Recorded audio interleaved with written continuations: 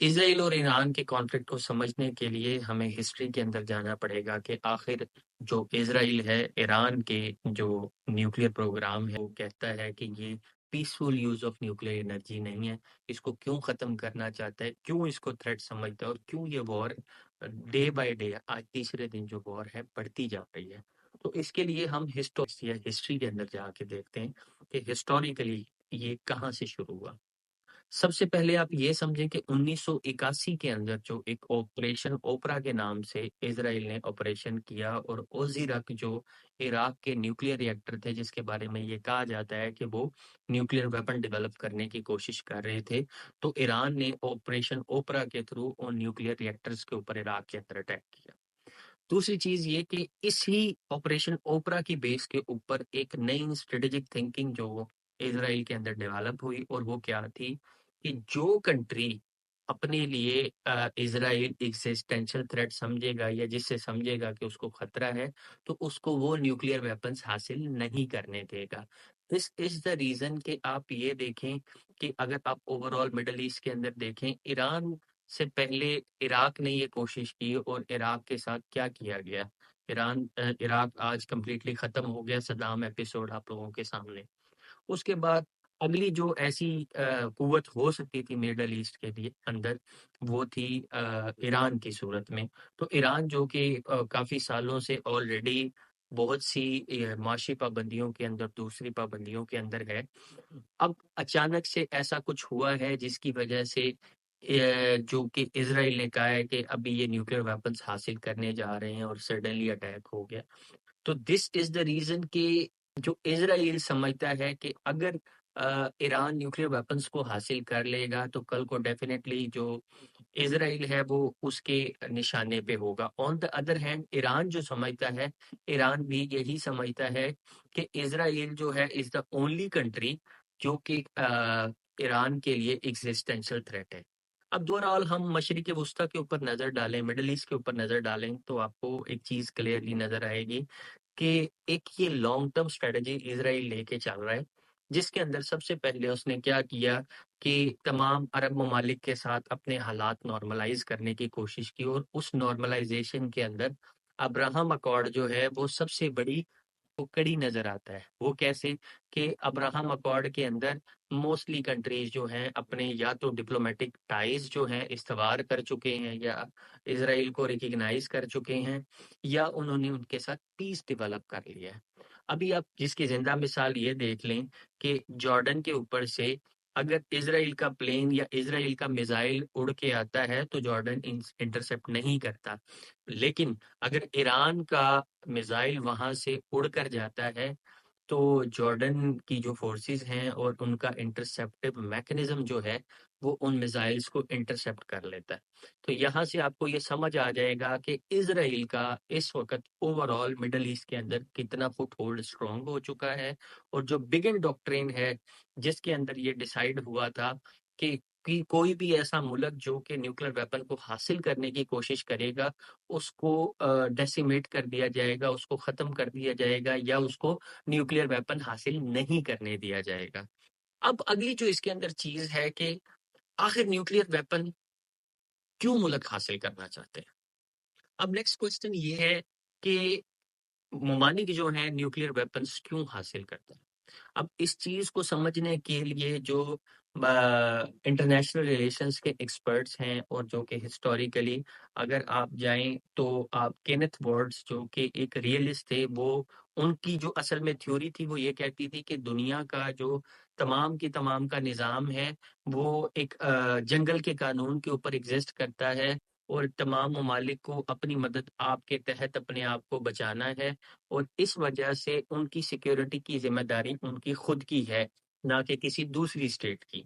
अब ये आ गया पहला कॉन्सेप्ट कि अपनी मदद आपके तहत, जैसा कि आप ईरान को देख रहे हैं, बहुत सारे मुसलमान ममालिक इर्द गिर्द हैं, लेकिन ईरान को अपने आप को खुद बचाना है।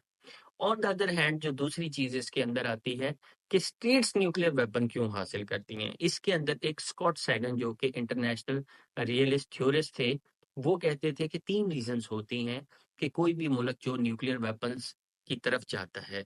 नंबर 1, कि उसको एक ऐसा एग्जिस्टेंशियल थ्रेट है, जैसा कि एजेंट डॉक्ट्रिन सामने आई, ऐसा कोई एग्जिस्टेंशियल थ्रेट है जिसकी वजह से उसको एक ऐसा खौफ पैदा करना है कि जिस मुल्क से उसको वो खतरा है, वो मुल्क उसके ऊपर अटैक ना कर सके।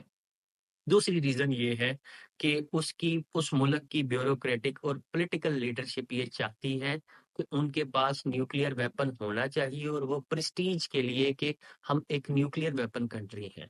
तो दूसरी रीजन ये होगी।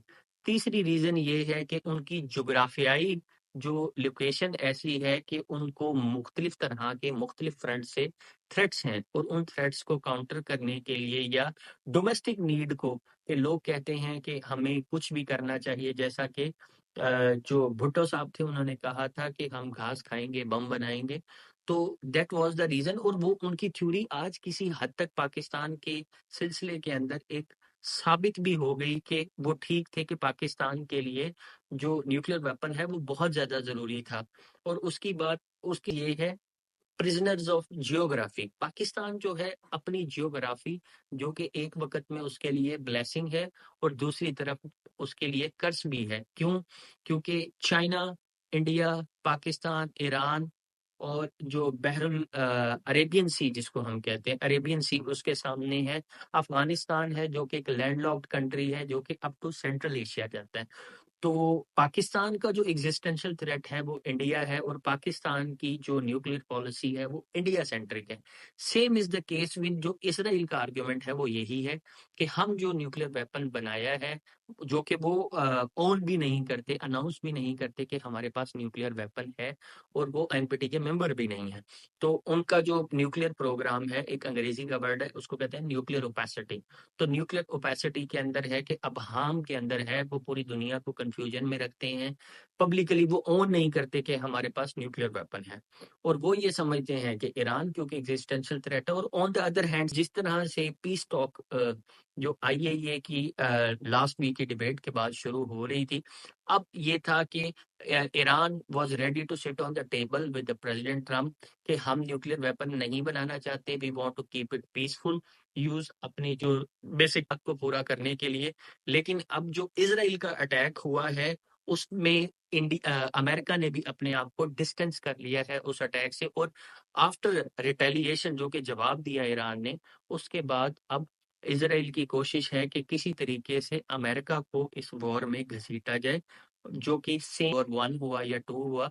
ऑल्दो ये कंट्रीज बैक एंड से तो सपोर्ट कर रही होती हैं, बट द पॉइंट इज कि इस वक्त जो समझने की चीज ये है कि जो बिग एंड डॉक्ट्रिन है, बिग एंड डॉक्ट्रिन के तहत और उस स्ट्रेटेजिक माइंडसेट के तहत इस वक्त जो इसराइल है ईरान के ऊपर अटैक कर रहा है। लेट्स सी कि ये वॉर कॉन्फ्लिक्ट लंबा होता जाएगा।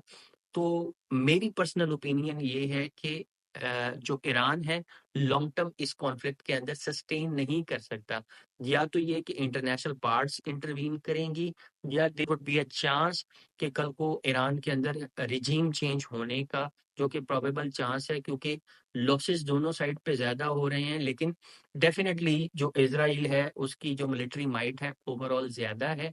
और अब जिस लेवल का इसराइल का रिस्पांस है, इस रिस्पांस को देख के, इस डेवस्टेशन को देख के, और अपनी बका को, अपने टेरिटोरियल सोवरेनिटी और इंटेग्रिटी को बचाने के लिए, कि उसके पास एक आर्टिकल 51 के अंडर जो है, यूएन का जो चार्टर है 51 के अंदर सेल्फ डिफेंस की ऑप्शन मौजूद है। लेकिन ईरान जो कि इंटर अटैक को लॉन्ग टर्म के अंदर, जो कि प्रीएम्प्टिव स्ट्राइक था इसराइल का, उसको लॉन्ग टाइम सस्टेन नहीं कर सकेगा। दैट इज द रीजन कि रात ईरान ने धमकी दे दी है कि वो एनपीटी से विड्रॉ करेगा, और एनपीटी से विड्रॉल का मतलब ये है कि शायद कल को वो यूरेनियम की enrichment up to the level के जहां वो अपना न्यूक्लियर वेपन डेवलप कर सके।